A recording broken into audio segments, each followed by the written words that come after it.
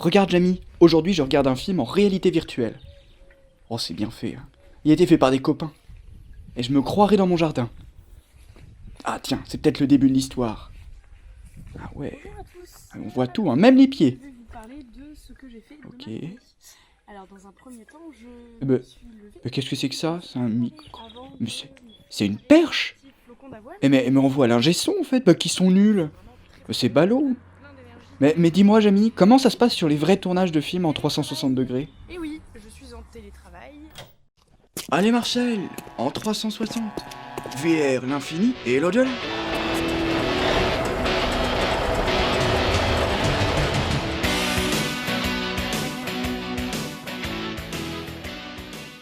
Avant de rentrer dans le vif du sujet, il convient de différencier la réalité virtuelle de la réalité augmentée.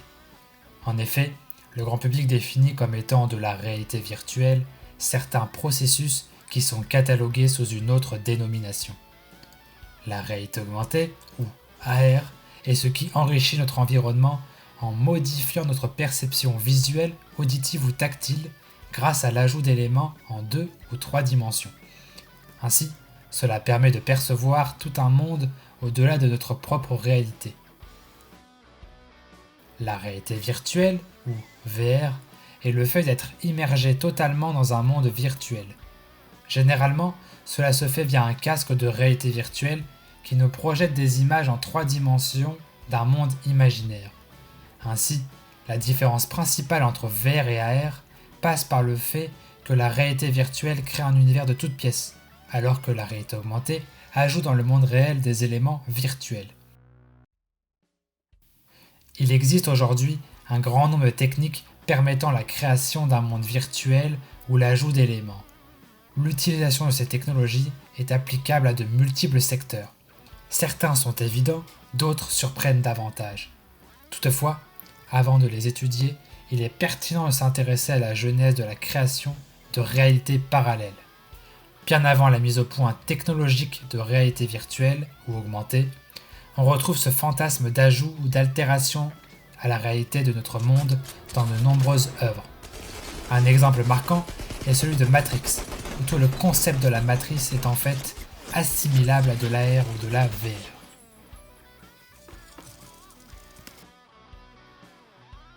La VR au cinéma change drastiquement la place du spectateur et donc son rapport à l'œuvre. Celui-ci n'est plus l'observateur d'une histoire auquel il peut plus ou moins s'identifier, mais bien un des personnages, un acteur à part entière du scénario. Il y a presque un désir de se libérer des réalisations dirigées. Le jeu vous donne le pouvoir d'explorer un monde entier. Cette nouvelle question est celle de l'embodiment, ou en français l'incarnation, la présence physique. Les protagonistes vont-ils s'adresser à moi? Ai-je une responsabilité dans le film, comme dans The Limit de Robert Rodriguez, où nous sommes dans la peau du héros? Il faut intégrer dans la création les conditions de visionnage aussi. Le spectateur est-il debout, prêt à se retourner complètement pour voir derrière lui? Ou bien est-il assis dans son canapé essayant tant bien que mal de voir derrière, à 2 doigts du torticolis? La solution idéale est alors de bloquer le spectateur dans la posture du prisonnier immobilisé, attaché à un fauteuil, impuissant, passager d'un véhicule, assis dans le bus, ou bien un malade dans un fauteuil roulant. Mais cela réduit drastiquement les possibilités de narration. Un film en VR se rapproche beaucoup d'un jeu vidéo. C'est déjà le cas de 1917 de Sam Mendes. Ce sentiment vidéoludique est inhérent aux contraintes du plan séquence. L'unité de temps donne la sensation de suivre une quête, de découvrir les lieux comme dans un bon FPS sur la Seconde Guerre mondiale avec le protagoniste. Les techniques narratives traditionnelles forcent notre regard. Vous avez un écran en face de vous, vous regardez les parties de l'histoire séparées par des cuts, par des séquences. Le 360 degrés ne force plus le spectateur. La VR remet en question aussi l'aspect naturel des mouvements de caméra. Quand au cinéma un travelling nous paraît acceptable et entraînant, sans bouger notre canapé, dans la VR, est-ce que nous pourrons nous y habituer? Sommes-nous toujours spectateurs ou des prisonniers forcés à être trimballés de droite à gauche? Ainsi, la VR au cinéma semble mener à une reproduction d'histoires dans des mondes complets et cohérents, immersifs, comme Avatar, Seigneur des Anneaux, Harry Potter. Y a-t-il un risque de voir se multiplier les films démonstratifs sans narration, ou sans réelle histoire impliquant un regard sur le monde? Nous le verrons. Y aura-t-il une place pour l'artiste, pour critiquer le monde dans ses installations de son et lumière et d'ambiance? Si l'intention est toujours le divertissement, raconter des histoires, Alors laisser de côté ces outils narratifs à cause du 360 degrés prouve que vous vous trompez. Car ensuite vous découvrez que les gens regardent dans tous les sens et « Oh non, ils ont loupé ce que je voulais leur montrer !» Non! La responsabilité est toujours sur le réalisateur. Alors comment être sûr que le spectateur ne manque pas d'informations cruciales? Eh bien déjà nous observons que les spectateurs bougent la tête dans des patterns prévisibles, grâce à la lumière, au son binaural. Let's see if you can figure out where I want you to look. En plus, certains réflexes naturels émergent. Par exemple, lors d'un mouvement latéral, on aura le réflexe de regarder plutôt devant que derrière. Une chose est sûre, le langage de la VR se développera au fil des projets et des expériences de créateurs. Il est fort à parier que la psychologie et l'étude comportementale y seront mêlées. Le marché de la réalité virtuelle n'est pas un marché aussi récent que ce que l'on pourrait penser. Toutefois, il est devenu réellement important en 2016 avec les premières commercialisations de casques de réalité virtuelle et un accroissement des développements commerciaux des œuvres en VR. À cette époque, le monde entier s'emballe pour cette technologie nouvelle et imagine un marché global en croissance exponentielle pour les années qui vont suivre. Ainsi, on prévoit en 2016 que les revenus liés à la réalité virtuelle et à la réalité augmentée dépasseront les 100 milliards de dollars en 2020. En réalité, ces revenus plafonnent autour de 20 milliards de dollars. On est donc très loin des prévisions faites. Le secteur de l'AR et de la VR offre des opportunités de développement considérables. Toutes les plus grandes entreprises mondiales liées aux technologies ont investi massivement dans ce secteur, et ce depuis des années. Google avec le développement des Google Glass, Facebook et le rachat de Oculus, Apple et Metaio, Microsoft et Avoc. Si les plus riches de ce monde s'intéressent autant à cette technologie et aux possibilités qu'elle offre, ce n'est sûrement pas par hasard. Pour soutenir cette production, le CNC a su se diversifier à travers une intervention dans 3 grands champs couvrant la création interactive, à savoir un soutien aux jeux vidéo, un soutien aux projets d'art numérique et un fonds d'aide aux projets pour les nouveaux médias. La taille du fonds d'aide aux expériences numériques est de 3 millions d'euros. Les 3 types d'aides traditionnelles du CNC, à savoir l'aide à l'écriture pour les auteurs, l'aide au développement et l'aide à la production, ont été transposés au secteur du numérique. La raison pour laquelle cela intéresse le CNC est artistique. C'est le lieu idéal pour l'hybridation, où se mélangent des champs disciplinaires très différents, comme le jeu vidéo ou le spectacle vivant, comme le théâtre. La deuxième raison d'investir dans la VR, c'est de reconnaître que la VR est un véritable moteur technologique. Elle mélange les outils du jeu vidéo et les outils du film, tout comme l'animation qui s'approprie de plus en plus de nouveaux outils. La troisième raison est en lien avec l'internationalisation des productions, qui ne peuvent plus être destinées uniquement à un marché national. Les financements sont d'ailleurs le plus souvent étrangers, même s'il y a toujours Arte France pour soutenir la production, et on constate beaucoup de coproductions internationales, notamment avec les États-Unis, le Canada ou même Taïwan. Et il faut savoir que les montants les plus importants sont investis dans les phases d'écriture et de développement. L'aide à l'écriture est d'environ 8 000 € en moyenne, et oscille entre 10 000 et 60 000 € en développement. Pour les candidatures, le mode de fonctionnement est très souple, sans minimum d'apport d'un diffuseur, très différent du fonds de soutien audiovisuel. L'idée de cette aide, en plus d'être un laboratoire expérimental, est d'aider une industrie naissante à se structurer et d'ouvrir de nouveaux marchés que l'on ne connaît pas encore. Toutefois, le cinéma ne représente qu'une part infime des revenus liés à l'AR et la VR. En effet, il faut savoir que la répartition des revenus entre réalité augmentée et réalité virtuelle est très inégale. Environ 80% de l'argent généré par le secteur l'est grâce à la réalité augmentée. Ainsi, les technologies de réalité virtuelle, dont fait partie le cinéma, ne représentent qu'un cinquième des revenus. De plus, le cinéma ne représente lui-même qu'une faible partie de ces 20%. Pourquoi ce chiffre est-il si faible ? Tout simplement car le nombre d'œuvres cinématographiques en réalité virtuelle est extrêmement petit. La réalité virtuelle pose des contraintes, qui fait que la production d'une œuvre est extrêmement complexe, donc chère, donc difficilement rentable. De plus, si l'on imagine volontiers un futur où l'on consommera tous des films en réalité virtuelle, il paraît plus incongru d'imaginer des dizaines de personnes équipées de casques en train de se tortiller dans un cinéma. La question de la diffusion est donc aussi problématique. Écoutons à ce sujet Jeff Gibsons, réalisateur du premier court-métrage de Disney. Je suis conscient de la chance que j'ai de réaliser ce film à dimension historique, étant le premier du studio en réalité virtuelle. C'est très compliqué de produire un film en VR. C'est pourquoi le studio ne donne pas sa chance à n'importe qui. En fonction de l'accueil du public, peut-être nous ferons de nouveaux films et même des longs métrages. Imaginez la guerre des étoiles en réalité virtuelle, ça serait complètement dingue. Pour réaliser ce court-métrage animé en réalité virtuelle, c'est tout de suite posé diverses contraintes dans la préparation. Très vite, l'équipe s'est rendu compte que le storyboard traditionnel n'avait plus de sens dans une modélisation en 360 degrés. La solution trouvée fut alors de peindre la trajectoire des différents personnages, tout en travaillant leur volume et leurs interactions. De manière générale, tous les documents de production sont profondément revisités. Du scénario au dépouillement, en passant par la note de réalisation, les projets cinématographiques en réalité virtuelle changent radicalement l'approche de la production. D'autres projets ambitieux ont déjà été réalisés. Du côté du géant de la VOD Netflix, on a eu l'épisode de la série Black Mirror, Bandersnatch. Bandersnatch. Bande what? Bandersnatch. Bandersnatch is a unique Black Mirror story in that it's interactive. You, the viewer, get to decide what's going to happen. It's actually quite complicated behind the scenes, but for the viewer, it's fairly straightforward. You are given choices. Will you go out of the door or will you jump out of the window? But there's myriad sort of timelines and story branches you can go down.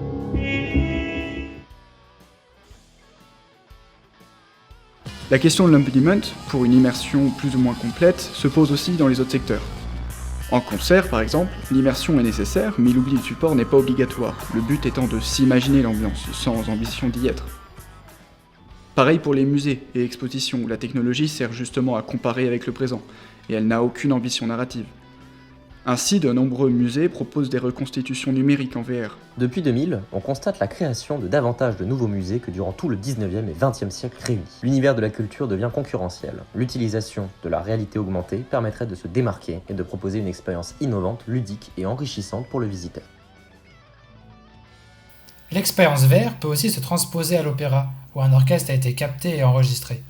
L'enjeu de cette immersion est de pouvoir expérimenter, tester et vivre le son tel que le perçoivent les instrumentistes au moment où ils le fabriquent.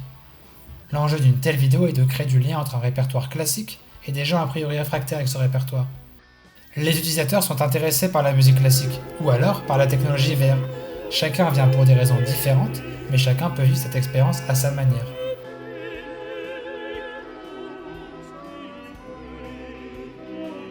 Le théâtre n'est pas en reste dans le domaine virtuel.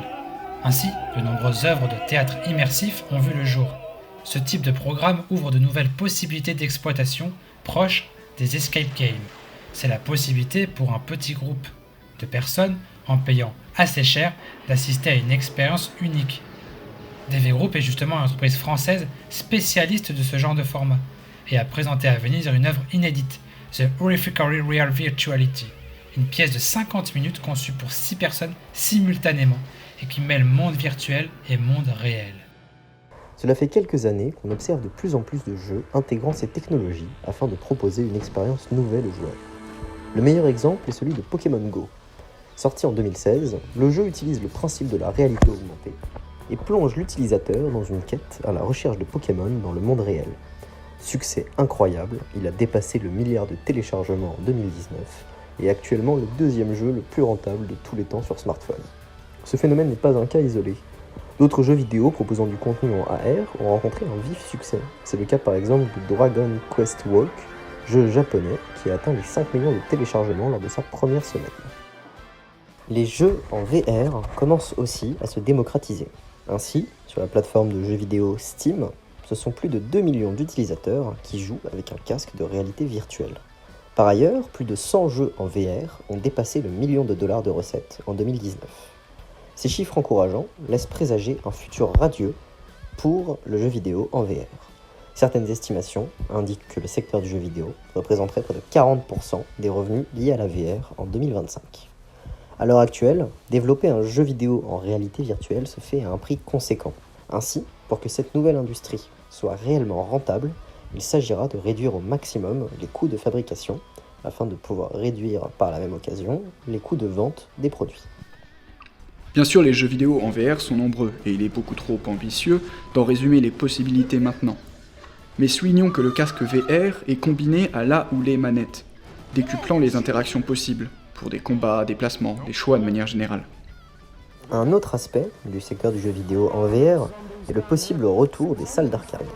Zero Latency est une société qui met à disposition des joueurs des salles de plusieurs dizaines de mètres carrés où ils peuvent jouer à un jeu vidéo équipé de casques de réalité virtuelle et de combinaisons.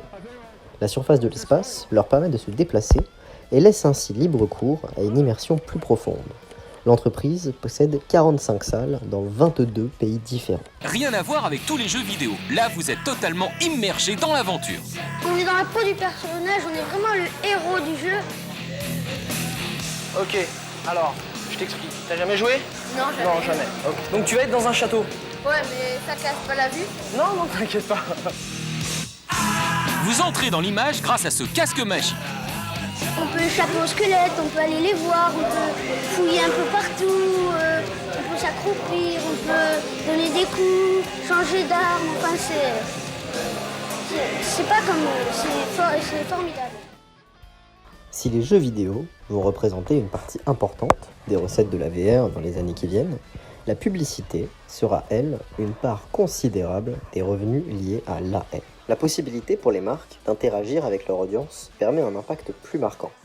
De plus, l'utilisation de l'AR induit l'élargissement du champ des possibles et permet de créer des campagnes innovantes qui seront à même de faire le buzz. Bien qu'encore une fois, produire en AR ou VR coûte plus cher qu'une production plus classique, on observe dans le domaine de la publicité et de la communication un retour sur investissement conséquent du fait du caractère exceptionnel et surprenant de la campagne. Même si ce caractère venait à se dissiper du fait de la démocratisation de l'usage, on continuerait d'avoir des possibilités de création infinies offertes par la technologie. Le constat des magnats des nouvelles technologies est que la nature mouvante et interactive de la réalité virtuelle fait qu'elle se marie mieux avec le jeu vidéo qu'avec le cinéma. Toutefois, un secteur particulier du cinéma profite énormément de la réalité virtuelle. Enfin vient le porno. Le client doit s'y oublier dans la scène, avoir la sensation d'y être. La langue de la narration est secondaire, donc l'offre est planétaire, avec Internet. Et le fond reste relativement identique, du cul. Dorsel propose une version light gratuite, jusqu'à une hard à 10 €. Cette dernière ne fait que 10 minutes, mais les studios décida de privilégier la qualité à l'amateurisme, que le dispositif peut facilement entraîner. C'était prévu ça? Ah, C'est très très bien. Mais j'ai même pas pensé à regarder là et là. Dans cet extrait, soulignons que Pierre n'a pas pensé à regarder, ce qui prouve que Dorsel a maîtrisé l'attention de Pierre. À moins qu'il y ait placé des actrices partout en toute simplicité. Des centaines de milliers de films porno en réalité virtuelle ont déjà été tournés et font l'objet d'une réelle demande de la part des consommateurs du genre. Les statistiques sont démentielles. 20% des consommateurs de pornographie le font en usant de la VR. À titre de comparaison, les consommateurs de jeux vidéo en VR représentent 2% de la totalité des joueurs. Le coût de production d'un film porno en VR est 4 à 5 fois plus cher que celui d'un film porno plus classique. Toutefois, ces dépenses sont largement comblées par les prix plus élevés que dépensent les internautes pour l'obtenir. De plus, actuellement, le nombre de vidéos en VR, bien que conséquent, reste moindre que celui des vidéos normales. Ainsi, la demande est centrée sur un nombre plus faible de produits. Les leaders de cette industrie ont ainsi d'ores et déjà investi des sommes d'argent colossales et nombreux sont persuadés que la VR constitue l'avenir de l'industrie pornographique. Bon, la VR est avant tout un déplacement de notre point de vision. Il peut avoir des utilités dans tous les secteurs, comme la médecine par exemple, pour former les étudiants, ou réussir une opération tendue, qui sait. La psychologie découvrira sans doute de nombreux liens entre notre compréhension de la représentation 3D et notre fonctionnement profond. Au cinéma, depuis peu les drones et grues, de plus en plus sophistiqués, ont ouvert la voie à de nouveaux plans, nuançant encore plus le langage cinématographique. Des réalisateurs connus essayent déjà d'être les précurseurs du milieu via des réalisations expérimentales, comme Jeanne Kounen, qui a fait Doberman en 1997 ou 99 francs, et également Robert Rodriguez, vu précédemment. La VR et la technologie qui gravite autour renouvellent donc les possibilités et des contraintes qui restent en soi perfectionnables.